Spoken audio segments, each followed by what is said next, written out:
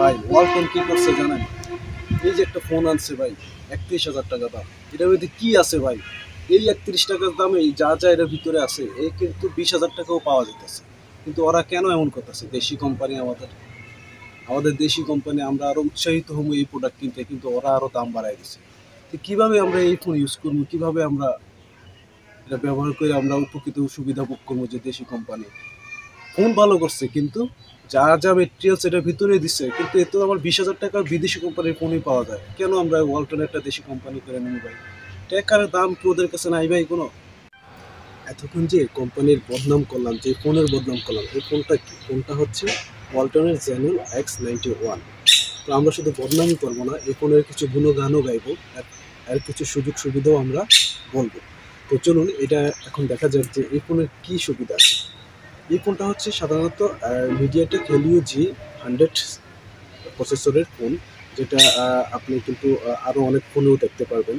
তো অলমোস্ট 99 আর 100 একই প্রসেসরের, খুব বেশি একটা পার্থক্য নেই, সামান্য কোনো ইয়ে ছাড়া, যেটা আপনি খুঁজেও পাবেন না। আর এটা হচ্ছে 33 ওয়াটের ফাস্ট চার্জিং, 5000 mAh ব্যাটারি, আর অ্যামোলেড ডিসপ্লে, কার্ভ ডিসপ্লে, যেটা এখন মানুষ খুবই পছন্দ করে, ভালো একটা ডিসপ্লে। তো এটার আরও কিছু বৈশিষ্ট্য আছে, দেখতে অনেকটা ব্ল্যাক ব্লু একটা শেপ আছে, একটা লেদারের একটা ভাইব আছে পেছনের দিকে। এমনকি এখন যে একটা ট্রেন চলতেছে রাউন্ড শেপের ক্যামেরা, তো আপনি এটার মধ্যে একটা রাউন্ড শেপের ক্যামেরাগুলোও দেখতে পারবেন। 3টা ক্যামেরা যদিও দেওয়া আছে, এর মধ্যে কিন্তু একটা কাজ করে আর 2টা অযথাই এভাবে দেওয়া আছে।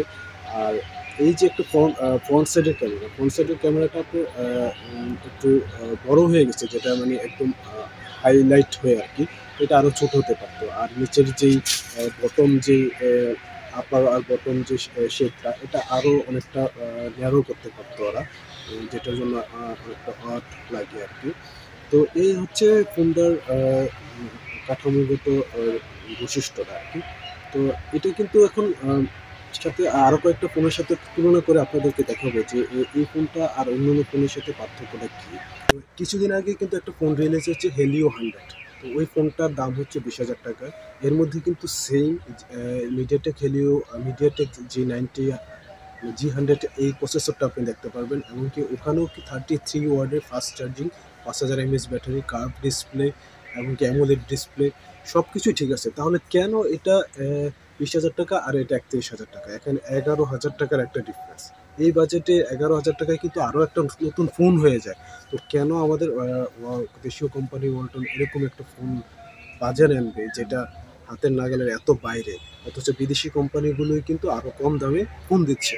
তো আমি জানি না এটা ওরা কেন এরকমটা করতেছে। তো আমাদের দেশীয় কোম্পানি আসলে আমাদের কি সুবিধা দেওয়ার উচিত ছিল আর কি। এমনকি আমরা আরও চাইতাম যে ওরা বাহিরে আরও সেল করুক, বাহিরে ওদের নামটা আরও সুপ্রতিষ্ঠিত হোক। তো ওটা না করে আমাদের দেশেই ওরা গলা কেটে দিচ্ছে আর কি।